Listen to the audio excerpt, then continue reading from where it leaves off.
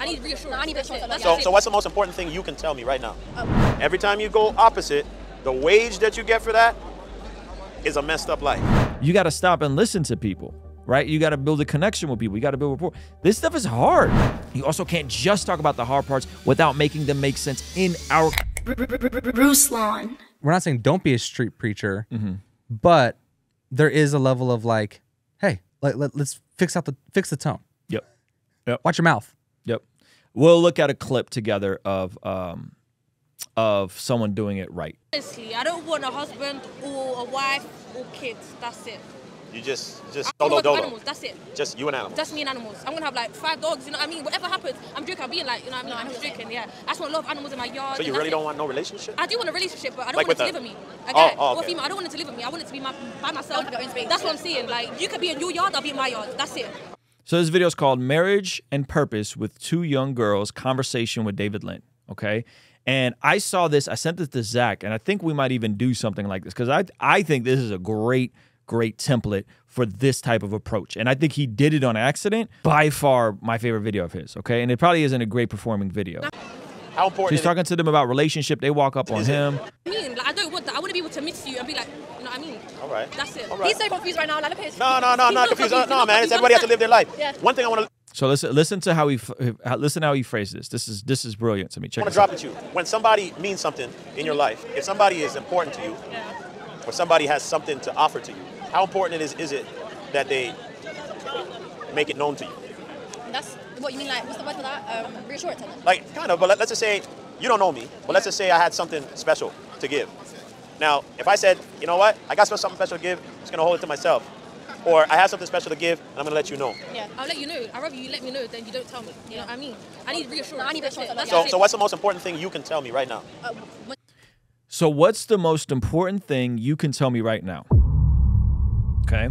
So then he just lets these girls talk. And by the way, these girls had very little value to offer. Dude, just live your life. Da, da, da, da, da. So he just kind of lets them talk, right? Yeah, you shouldn't want to have a boss. You should want to be your own boss at the end of the day. Like, work for yourself. You shouldn't want to be working for... I know it's not... It's like a bunch of cliche, you know, folk remedies, just like blah, blah, blah, blah, blah. Well, I'm going to leave you guys with one thing because you said it. If somebody has something important to tell you, they should tell you. Yeah. So he says, hey, if somebody has something important to tell you, should they tell you? They said yes. And he says, what is one thing you would tell me? They give him his spiel about do your life and be a boss and blah, blah, blah, blah, blah. A bunch of, you know, very superficial cliche stuff. And so then listen to how he breaks this down. This to me, I think I love this video, and I may even like jack this as a script because it's dope. The format of this is brilliant to me. Listen.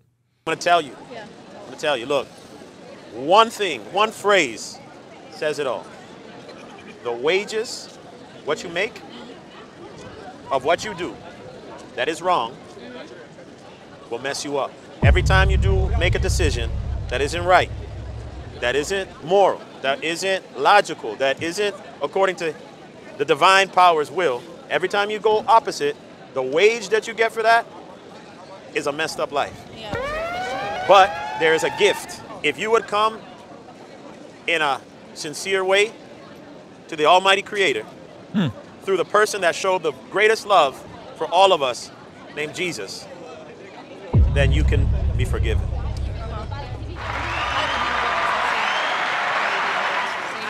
I think that whole sequence was brilliant, in my opinion. Ask people if someone had something important to tell you, would you want them to tell you? Let them tell you the most important thing they have to tell you, and then give them the gospel in one phrase with one sentence using one verse. That's dope. Why are you giggling for? I don't believe in God as well. No, I actually don't believe in God that much. It is what it is. I used to go to church, though, you know, a lot. See, when I was young, I don't. So anyway, but see, the difference between this is that this is a longer process, right? This becomes a longer process. It's a 17-minute video. You got to stop and listen to people, right? You got to build a connection with people. You got to build rapport. This stuff is hard. Hey, you may not know I make music, but I have a brand new song that just came out. Here's a quick preview.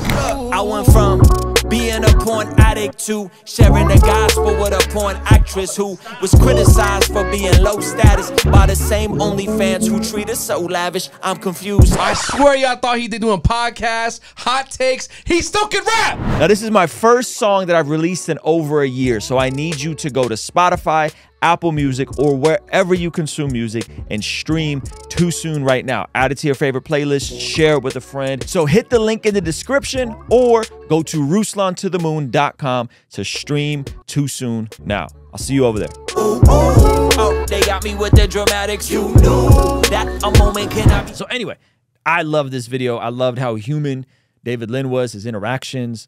I thought were really good. I thought they were really, really, really, really good.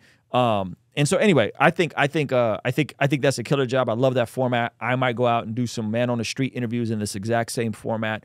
Let the people talk, let them share what they want to talk about, and then offer them the gospel in a very clean, concise way. And then we can go back and forth on apologetics and history. So stay tuned. You know what I mean? The best way to preach the gospel is just to say what the text says. Our problem is that we want to be the hero of the story. The gospel is only understood when the Holy Spirit opens their eyes. That's a very presuppositional apologetics approach, sir.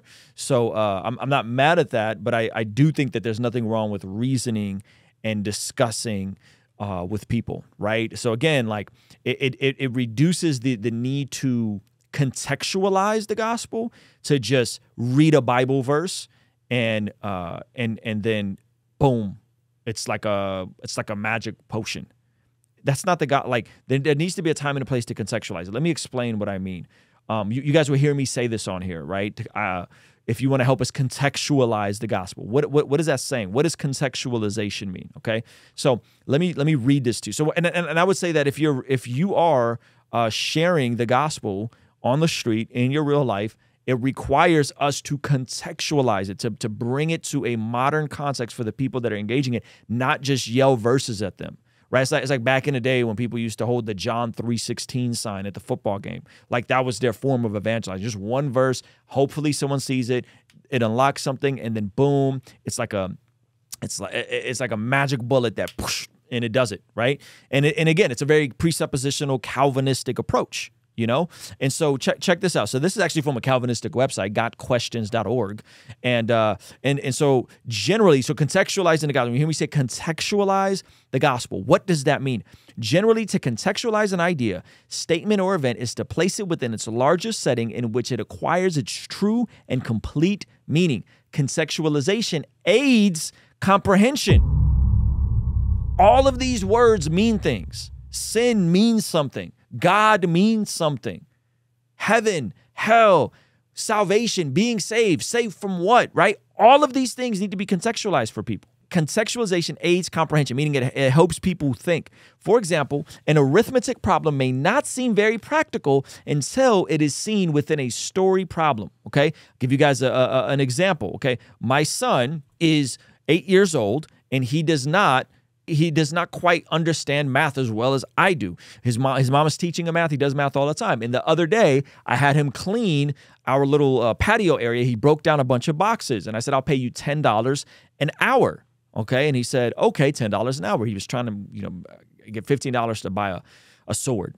I said, I paid $10 an hour. He said, okay, $10 an hour. But he worked over an hour. And I said, okay, if you work over an hour, if you work under an hour, I'll give you at least an hour's worth of work. If you work under an hour, you'll get paid at least an hour's worth of wage. If you work over an hour, you'll get an hour and a half worth of wages. He said, okay, good. He worked an hour and a half over an hour.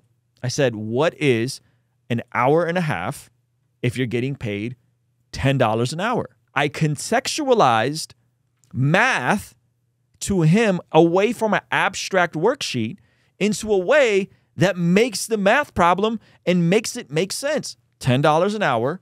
If you work an hour and a half, you get paid $15. Right?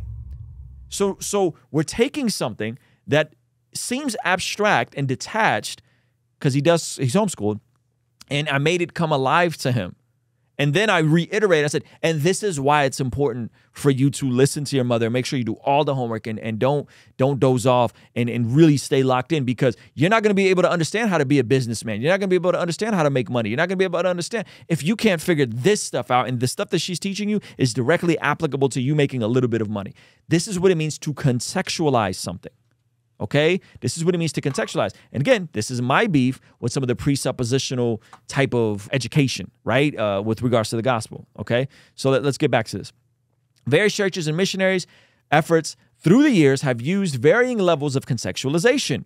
At one end of this spectrum, this is where you guys get very binary with me. At one end of the spectrum, there's no contextualization at all. There's no contextualization at all, right? This is the, you're a sinner, repent before a holy God, you're going to hell, textbook type of air preaching. There's no contextualization at all. On the other field, this means that the gospel is presented in Western terms that may not be understood by the indigenous people. Truth is presented with no regard for the background experience or thinking of the hearers. In America, we sometimes see churches that refuse to adapt to music or programs to the surrounding culture. Gospel truth remains, but is set in a rigid framework that allows little room for creativity. At the other end of the spectrum is too much adaptation. Okay? A message is presented in terms that are easily understood by the audience, but truth is compromised. Right? We see this in places where Christian customs have been added to pagan belief system, resulting in a confused syncretic of doctrine, and in churches that try to incorporate modern philosophy into their theology, whether it's biblical or not. The end result is watering down the truth. So you can't jump from either extreme. We have to have a healthy balance. You can't water down the truth and avoid talking about the hard parts. You also can't just talk about the hard parts without making them make sense in our cultural context. Okay? We need a healthy balance of contextualization and staying true to the gospel. Okay? And it's not a either or. It's a balance. It's not a binary, it's a balance. Hey, this clip is from our daily after party stream. If you enjoyed it, consider signing up for our Patreon community for only $5 a month, where you get access to the replays of our daily after party streams, as well as the uncut extended versions of our podcast, Discord access that's private, and a discount code for our merch store, only $5 a month. And ultimately, it's the best way to help us contextualize the gospel of Jesus using media, podcasting, and of course, YouTube. The link for that is in the description or in the pinned comment. The perks are amazing. You should get on there. It's only $5 a month. I'll see you over there, all right? Peace.